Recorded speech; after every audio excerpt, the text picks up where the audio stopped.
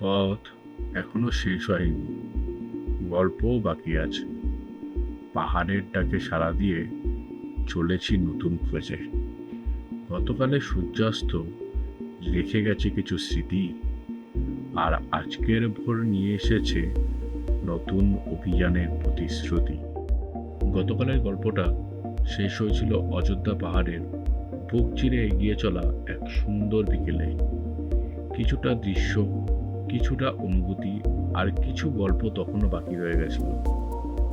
আজ সেই বাকি গল্পগুলোর খোঁজে আবার বেরিয়ে পড়েছি আমরা। আজ সারাদিন ধরে ঘুরে দেখব পুরুলিয়ার অযোধ্যা পাহাড়ের নানান প্রান্ত, আবিষ্কার করব নানা অজানা সৌন্দর্য।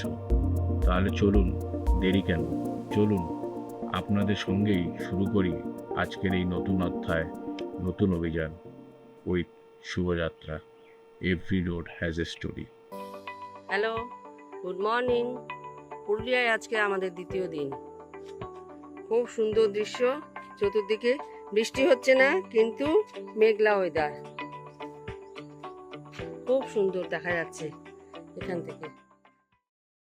সত্যি বলতে কি, সোনকুপি বাঞ্জারা ক্যাম্পে পৌঁছে আমরা সত্যি মুগ্ধ হয়ে গেছি। জায়গাটা ঠিক সাধারণ কোনো রিসর্টের মতো নয়, বরং প্রকৃতির খুব কাছাকাছি থাকা একটি সুন্দর ক্যাম্প। চারিদিকে ছড়িয়ে রয়েছে ছোট ছোট অনেকগুলি তাঁবু। পাহাড়ের একবারে কোল ঘেঁষে সবুজ গাছপালার মধ্যে ক্যাম্পটিকে এমনভাবে তৈরি করা হয়েছে যেন মনে হয় প্রকৃতির মাঝেই আমরা কটা দিন কাটাতে এসেছি। সকালে ঘুম ভাঙে পাখির ডাকে, আর সন্ধ্যা নামলে চারপাশে নেমে আসে অদ্ভুত এক শান্ত পরিবেশ। শহরের ব্যস্ততা, গাড়ির হর্ন, মানুষের ভিড়, সবকিছু থেকেই দূরে এই জায়গাটা যেন একটা ছোট্ট শান্তির ঠিকানা। মনটাকে একদম ফ্রেশ করে দিয়েছিল। এরপরে ধীরে ধীরে আমরা সবাই ব্রেকফাস্ট সেরে নিই।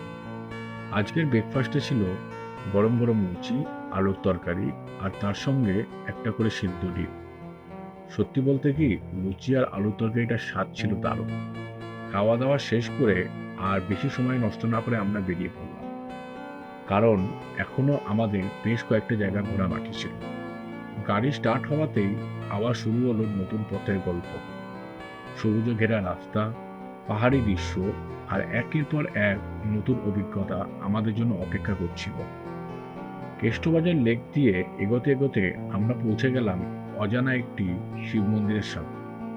সত্যি বলতে কি, আজও আমি এই শিব মন্দিরটার নাম সঠিকভাবে জানি না, কিন্তু কখনো কখনো কোনো জায়গার পরিচয় তার নামের মধ্যে নয়, তার অনুভূতির মধ্যে লুকিয়ে থাকে। আর এই জায়গাটাও ঠিক তেমনই। মন্দিরে যাওয়ার রাস্তাটা ছিল বেশ সুন্দর, আঁকাবাঁকা পাহাড়ি পথ, চারপাশে গাছপালা আর প্রকৃতির নীরবতা, সব মিলিয়ে পথটার যেন একটা আলাদা অভিজ্ঞতা হয়ে উঠেছে। প্রকৃতির মাঝে লুকিয়ে থাকা এমন ছোট ছোট স্থানই অনেক সময় আমাদের মনে সব থেকে বেশি ছাপ ফেলে দেয়।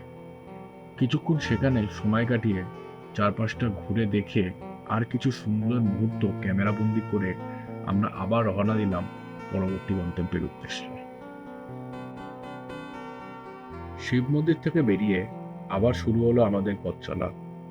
সামনে অপেক্ষা করছিল আরো কিছু নতুন দৃশ্য, আরো কিছু অজানা অভিজ্ঞতা। আবার সেই আঁকাবাঁকা পাহাড়ি রাস্তা। গাড়ি ধীরে ধীরে উপরের দিকে উঠতে শুরু করলো, আর যতবারই জানলার বাইরের দিকে তাকাচ্ছিলাম ততবারই মনে হচ্ছিল যেন সমস্ত ক্লান্তি কোথায় মিলিয়ে যাচ্ছে।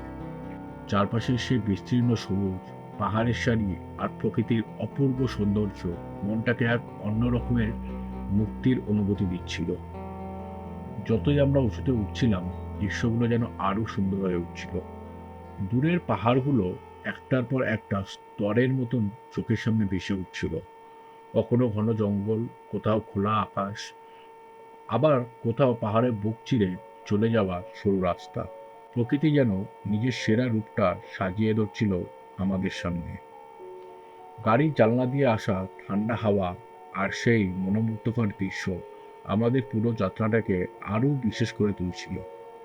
সত্যি বলতে কি, এই ধরনের রাস্তায় চলতে চলতে গন্তব্যে পৌঁছানোর তাড়াটা অনেকটাই কমে যায়। প্রতিটা বাঁক, প্রতিটা মোড় যেন নতুন কোনো দৃশ্য উপহার দিচ্ছিল, আর আমরা সেই দৃশ্যগুলোকে চোখে, মনে আর ক্যামেরায় ধরে রাখতে ব্যস্ত হয়ে পড়েছিলাম। এইভাবেই আমরা প্রকৃতির সৌন্দর্য অনুভব করতে করতে পাহাড় জঙ্গলের মাঝখান দিয়ে ধীরে ধীরে এগিয়ে চললাম আপার ড্যামের দিকে। সত্যি বলতে কি, এই জায়গাটার সৌন্দর্য ভাষায় প্রকাশ করা বেশ কঠিন। গাড়ি থেকে নেমেই চারপাশটা দেখে আমরা কিছুক্ষণের জন্য থমকে গিয়েছিলাম। ড্যামের প্রায় মাঝামাঝি জায়গায় আমরা দাঁড়িয়েছিলাম। একদিকে চোখ যত দূরে যায় শুধু বিস্তীর্ণ জলরাশি, হালকা বাতাসে আর সূর্যের আলোয় চিকচিক করছিল, যেন প্রকৃতি নিজের হাতে এক বিশাল ক্যানভাস এঁকে রেখেছে। আর অন্যদিকে ছিল এক অন্যরকমের সৌন্দর্য। সারি সারি কাশফুল বাতাসে দুলছিল। দূর থেকে দেখে মনে হচ্ছিল যেন সাদা মেঘে একটা সমুদ্র মাটির বুকে নেমে এসেছে। চারপাশে ছিল শুধু প্রকৃতি আর প্রকৃতি। কোনো কোলাহল নেই, কোনো ব্যস্ততা নেই, শুধু বাতাসের শব্দ, জলের মৃদু ঢেউ আর সেই অপার নীরবতা। আমরা ধীরে ধীরে হাঁটছিলাম আর বারবার করে থমকে যাচ্ছিলাম, কারণ পা হেঁটে গেলেই চোখের সামনে নতুন একটা দৃশ্য ধরা দিচ্ছিল। একবার নিজের চোখ দিয়ে সৌন্দর্যটাকে অনুভব করছিলাম, আবার একবার ক্যামেরার চোখে তাকে বন্দি করার চেষ্টাও করছিলাম। সেই বিশাল আকাশ, সেই অনন্ত জলরাশি আর কাশফুলে ভরা প্রান্তর, সেটা শুধু সেখানে দাঁড়িয়ে থাকলেই উপলব্ধি করা যায়।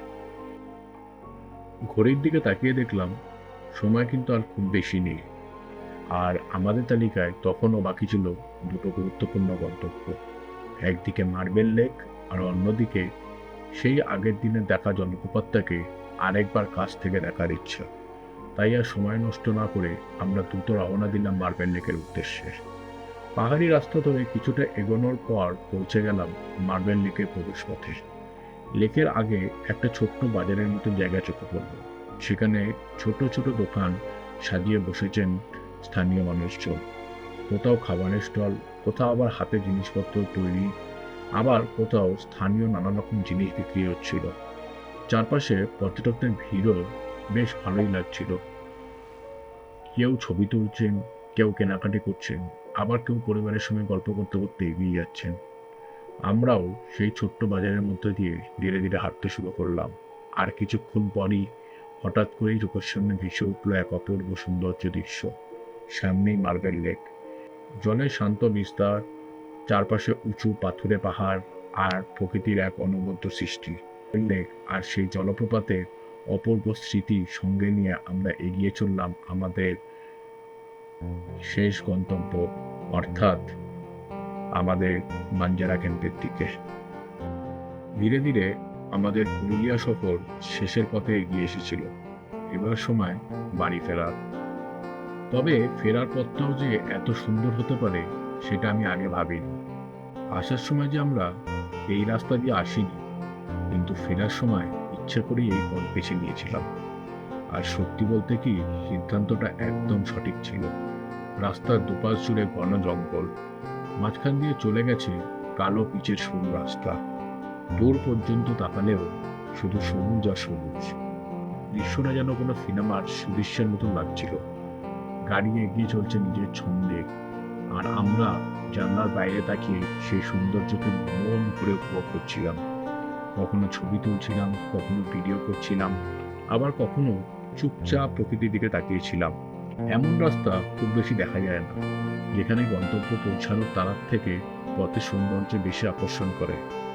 মনে হচ্ছিল রাস্তা যেন শেষ না হয়, আরো কিছুটা এগিয়ে যাই, আরো কিছুটা প্রকৃতির সঙ্গে উপভোগ করে নিই।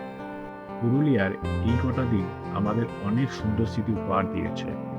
পাহাড়, জঙ্গল, লেক, জলপ্রপাত, আর সব থেকে বড়, পরিবারের সঙ্গে কাটানো কিছু অমূল্য মুহূর্ত। গাড়ি ধীরে ধীরে এগিয়ে চলছিল কলকাতার দিকে, আর আমরা নিয়ে ফিরছিলাম অসংখ্য ছবি, ভিডিও, আর তার থেকেও বেশি সুন্দর কিছু স্মৃতি। কারণ ভ্রমণ শেষ হয়ে যায়, কিন্তু ভ্রমণের গল্প কখনো শেষ হয় না। সেগুলো রয়ে যায় আমাদের মনে, আমাদের স্মৃতিতে, আর হয়তো এই ভিডিওর মাধ্যমে আপনাদের কাছে। এইভাবেই শেষ হলো আমাদের পুরুলিয়া ভ্রমণের দ্বিতীয় পর্ব, এবং এক অসাধারণ পরিবারের সঙ্গে কাটানো কিছু সুন্দর সময়ের গল্প। আবার দেখা হবে নতুন কোনো রাস্তায়, নতুন কোনো গন্তব্য আর নতুন কোনো গল্প নিয়ে। ততক্ষণ পর্যন্ত ভালো থাকুন, সুস্থ থাকুন আর ঘুরতে থাকুন। কারণ প্রত্যেকটা রাস্তারই একটা গল্প থাকে আর সেই গল্পটাই আমরা খুঁজে বেড়াই।